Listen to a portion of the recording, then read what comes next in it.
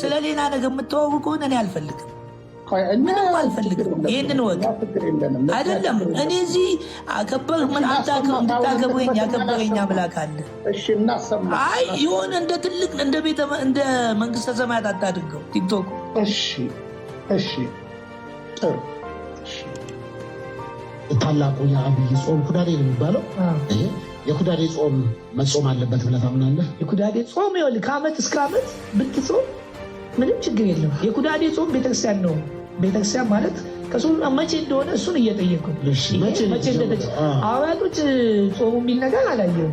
ሐዋርያቱ ግን ይህንን 40 ቀን አልጾም ማለት የለም። ግን የሆነ ላይ ቤተክርስቲያን ስልጣን ስላላት ይህንን አድርጋለሁ ብትጾም የምትሆነው እኮ ምንም አልሆንም። ግን ከየት የመጣ ነው? መጽሐፍ ቅዱሳዊ ነው ወይ? ቀኖና ነው እኮ አልኩህ። የቤተክርስቲያን ስልጣን ግን መጽሐፍ ቅዱሳዊ አይደለም። ክርስቶስ ነው የጾመው። ከዛ ወዲህ 40 ቀን ምናምን እንትና ሙሴ ጾሙ። ሲጀመር ቀን ነው የሚጾመው አይደል? ሌሊት አይጾምም። ኢየሱስ ቀንና ሌሊት ነው የጾመው አይደል? አንዴ ከባዱ ምንድነው? አይ የክርስቶስ ንጹም ካልክ ደግሞ 40 ቀን አለመብላት ነው፣ ቀንና ሌሊት። ግን ያው ቤተክርስቲያን ሰዎች አሁን ያሉት ከክርስቶስ መሆን ስለማንችል ስለዚህ ተብሎ በዛን ሰዓት አሁን ምንድነው ክርስቶስ የጾመው ጾም ነው አይደል? አሁን አንተ ጾም አለ አለ መጽሐፍ ቅዱስ ውስጥ አለ። አይ እኛ አሁን የግል ጾም ነው ሰው ጾም ማለት ነው። 40 ቀን ምናምን ጾም ብሎ ነገዋል። ታዲያ ለምን ትጾማለህ? አይ እኔ በራሴ ከእግዚአብሔር ጋር ህብረት ለማድረግ ሰውነትን ለመጎሰም አንዳንዴ ዝም ብለን የምንቃወመው አሁን ቤተክርስቲያን ስልጣን አላት አይደል?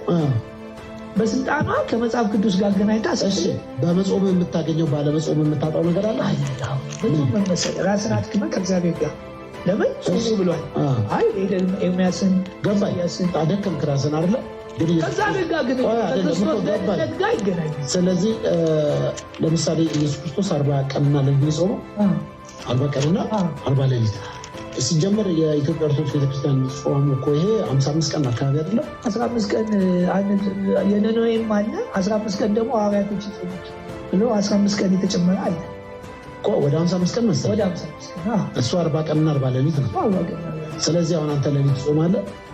ሌሊት ጾማለህ? ሌሊት ተኛለህ? Running breaks your joints. Tai Chi build.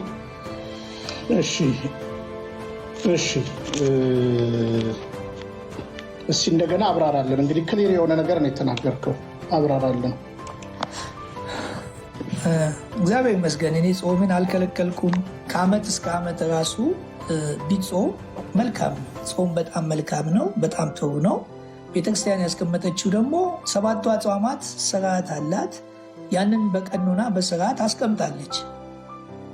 ይህንን ሐዋርያቶች ጾመዋል መጽሐፍ ቅዱስ ላይ አይልም። ቤተክርስቲያን ግን ስልጣን ስላላት በዚህ ስልጣኗ ይህንን ጾም አስቀመጠች። እንደውም ለምን ብትጾም መልካም አይደለ እንደ እያልኩት ነው።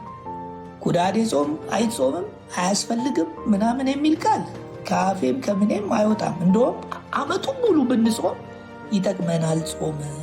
ሐዋርያቶች ግን ይህን ጾሙ የሚል መጽሐፍ ቅዱስ ላይ የለም። ቤተክርስቲያን ግን ከተቋቋመች በኋላ እንግዲህ የዚህኛውን ጾም እንግዲህ 318 ሊቃውንት ይሁኑ ምን ስላላወቅኩት ይህን ግን ቤተክርስቲያን ስላስቀመጠች ጾም እንደውም ከዓመት እስከ ዓመት ብንጾም መልካም ነው ያልኩት። እሺ 40 ሲደመር 15 የሚለው ትምህርትን ከየት አመጣ? ሲንገርና አብራራለሁ። የምን 40 ሐዋርያቱ 15 ቀን ጾመዋል ብለሃል እኮ። ጾሙ 40 ቀን ነው ኢየሱስ ክርስቶስ የጾመው።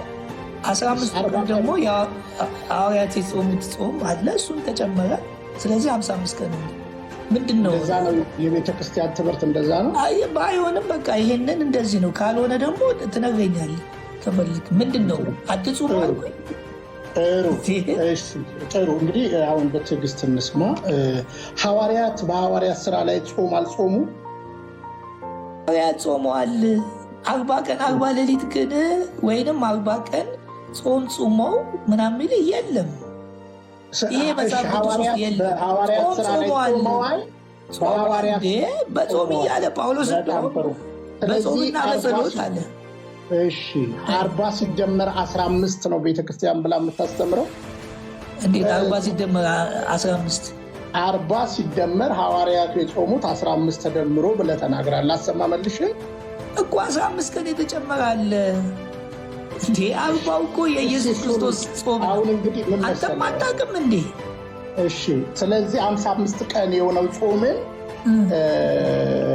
ምንድን ነው ምክንያቱ ብለህ ነው የምታስበው? እስኪ ንገረን። እሱ ጾሙ ብዙ ነገር አለ፣ ረስቼዋለሁ። አሁን ለማስታወስ አልፈልግም፣ አልችልም። ግን ጾመዋለሁ። ይኸው እየጾምኩ ነው። ኢየሱስ ክርስቶስ 40 ቀን የጾመውን አመጣ እያልኩ ከአሁን መልሰህ ትደጋግመዋለህ። እሺ ቀጥል። በጣም ጥሩ። እሺ ቤተክርስቲያን እንግዲህ 55 ቀን ያደረገችበት የጾም ጉዳይን በአጭር አማርኛ 15 እሁዶችና 7 ቅዳሜዎች የማይጾሙበት ቀዳሚ ሰንበትና ሰንበት ስለሆኑ የማይጾሙበት ጊዜ ስለሆኑ እነዛን ግን ከሰኞ እስከ ዓርብ የሚቆጠሩት 40 ቀናት ስለሆኑ ቤተክርስቲያን 15ቱ ቀናትን አድ ያደረገችበት ሐዋርያቱ ስለ ጾሙ ሳይሆን 8 ሲደመር 7 15 የሚበሉበት ወይም በሰንበት የሚደረጉ ስርዓቶች ስላሉ በዛ በቅዳሴም በሌላ ለዛ ነው የቤተክርስቲያን ትክክለኛ ትምህርቱ ስርዓቱ ይሄ ነው እና ቤተክርስቲያን 55 ቀን ያደረገችበት በአጭር አማርኛ ይሄ ነው የቤተክርስቲያን ትምህርት። እንግዲህ እቺ ቤተክርስቲያን ወደሚቀጥለው እንሂድ። ጥምቀት በእምነት ብቻ ብላ ታስተምራለች ብለናል አይደለ? መዳን በጸጋ የተገኘውን መዳን አሁንም በእምነት ነው። እምነት ያለ ስራ ሙት ነው ያለችው ስራ ለመዳን ሳይሆን ለጽድቅ ነው። ስራ አያጸድቅም፣ እንደ ስራ አያድንም፣ ግን ያጸድቃል። መዳን አሁንም ቤተክርስቲያን በወንጌሉ ብቻ መዳን እንዳለ ያንንም በእምነት እንደምትቀበል እንኳን አይደለም መጽሐፍ ቅዱስ ሃይማኖተ አበው ላይ አውጥቼ ላሳይክ እችላለሁ። እሺ አውጣና ሃይማኖተ አበው ላይ አውጣና ታሳየናለህ።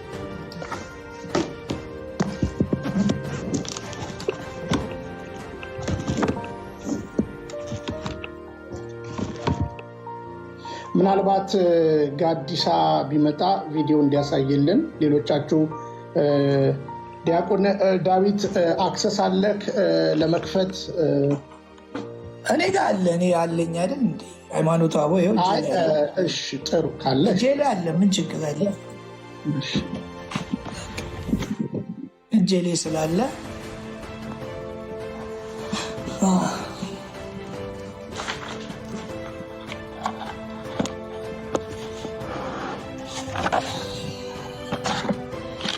እሺ ሃይማኖተ አበው ገጽ 23 አውጡ። እሺ ፔጁን ሃይማኖተ አበውን አሳየን። ሃይማኖተ አበው ፔጁን እራሱ መጽሐፉን አሳየን። ኮላ አሳየን።